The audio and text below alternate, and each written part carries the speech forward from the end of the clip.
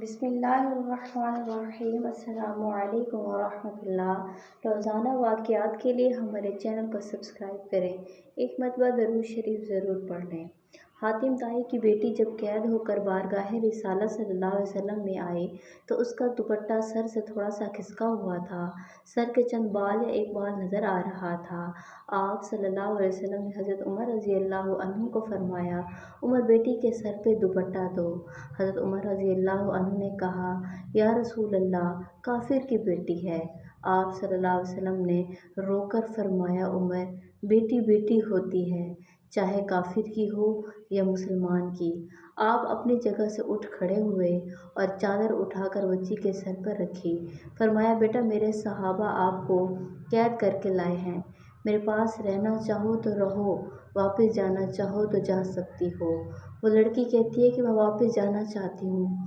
आप सल्लल्लाहु अलैहि वसल्लम पर कुर्बान मेरे माँ बाप भी कुर्बान। आपके फैसलों से आपने सहाबा की ड्यूटी लगाई। 2 दिन और 2 रातों के बाद आपके पाक असहाब दरवाजे पर पहुँचे।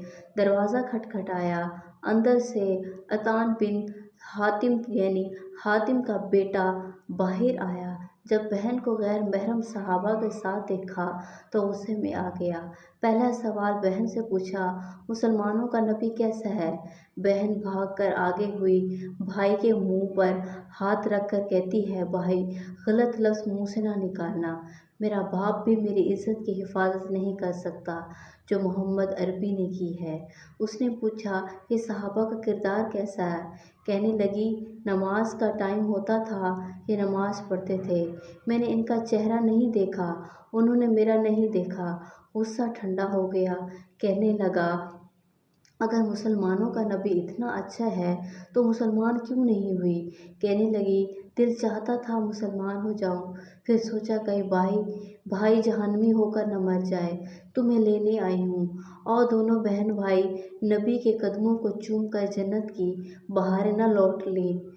मैं हाथ जोड़ता हूँ, मुझे बताओ, मेरा नबी तो काफिर की बेटी को इज्जत देता है। तुम एक आदम की औलाद एक मुसलमान बहन के साथ वक्त पास कर रहे हो। मुझे बताओ, कल को हुसैन के नाने ने पूछ लिया तो क्या जवाब दोगे?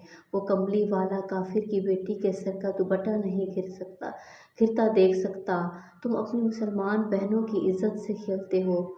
वो काली जुल्फों वाला सोना नबी, इसके सहाबा 2 दिन 2 रातों के बाद एक नामहरम को बिना देखे घर पहुंचाते हैं। तुम हर वक्त अपने मुसलमान नामहरम बहन को देखने के तलबगार हो। कोई बहन बेटी सड़क पर, स्कूल कॉलेज में, अपने किसी मकसद में, अपने किसी मजबूरी में काम पर जा रही हो तो तुम एक गंदी और लोमड़ी की तरह की नज़रों से उसे देख रहे हो। जो नबी काफिर की बेटी को पूछता है, बेटा, जाना चाहो तो जा सकती हो, रहना चाहो तो मैं तुम्हारा बाप हूँ। ज़रा सोचिए, मैं भी अपना मुहासबा करूँ और तुम भी सोचो। मज़ीद ऐसी वीडियोज़ के लिए हमारे चैनल को ज़रूर सब्सक्राइब करें। शुक्रिया।